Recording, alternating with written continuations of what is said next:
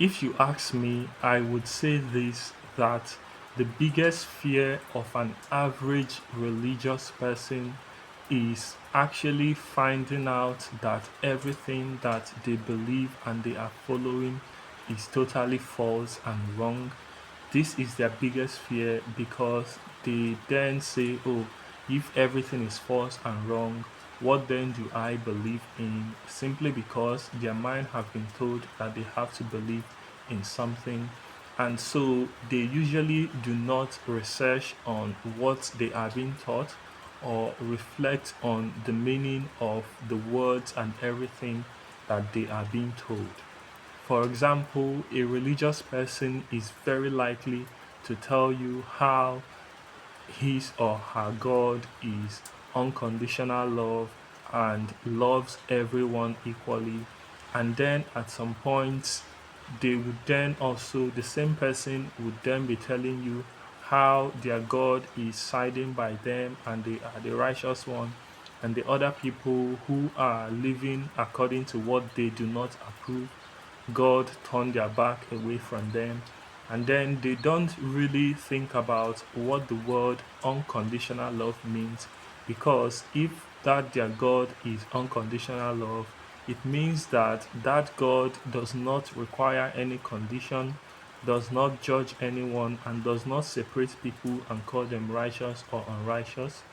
Those terminologies are their own creation that they are using to inflate their ego and make themselves more special than the other person. So today I want to share my perspective and my opinion because a lot of religious people, when they see someone who they describe as a criminal or a bad person, they judge the person, call them all sort of names, and then they assume that also their God or whatever is also sitting down somewhere and doing the same. So this usually gives them more right as they sit and point accusing fingers on others. But then they can never fully understand how that God is, who is unconditional love and loves everyone equally, also loves them and love that criminal, because from their point of view, that criminal is totally a bad person and should be, I mean, if you even leave them, they would go over and kill that criminal, believing that they are doing whatever their God tells them. So, first and foremost, you need to understand that divine love is different from human love, and divine judgment is different from human judgment.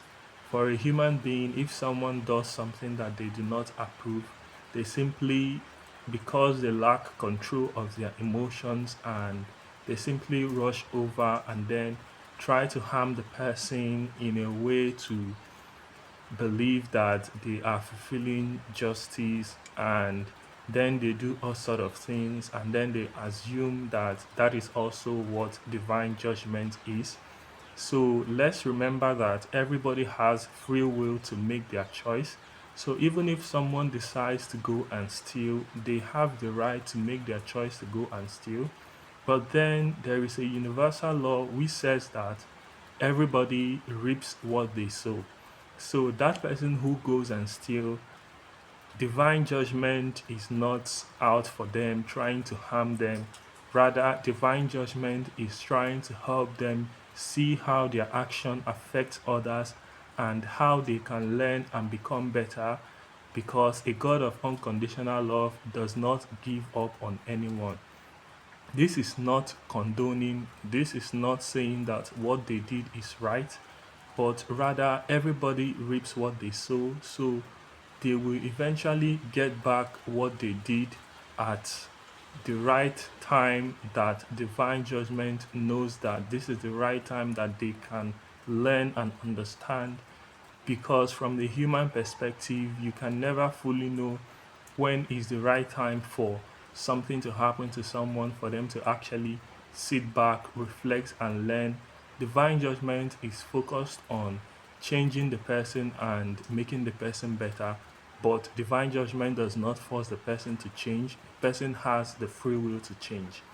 Now, if everybody reaps what they sow, it means that that person who is stealing from somebody, that person that is the victim in that moment, will be at some point a perpetrator for them to be a victim in that moment. It means that if you steal from someone, eventually someone will steal from you. And if you see a thief and then you go after the person to harm them, this also means that if you have ever stolen from anyone, you also will be harmed because you are the one who exercised your free will to make that judgment and accept that this is what should be done. So, as you can see, that God of unconditional love is not even worried about what a person does or what your own reaction is, because that criminal will reap what they sow at the right time. And you yourself, whatever reaction that you are giving in every moment is what you are going to experience. Pay attention. I am not saying that the actions of the criminals are right or whatever, but no, divine judgment does not see things as we do, where we lack emotion or then have zero control and then want to unleash our anger, forgetting that we are also responsible for everything that we are doing. So, human judgment is not the same thing as divine judgment. So, a God of unconditional love does not have the same emotions as human. And of course, you can understand what that means to be a God of unconditional love of an entire universe. So it is important that we stop attributing our own reactions and lack of emotional control and then assuming that is the same thing a God of unconditional love will do.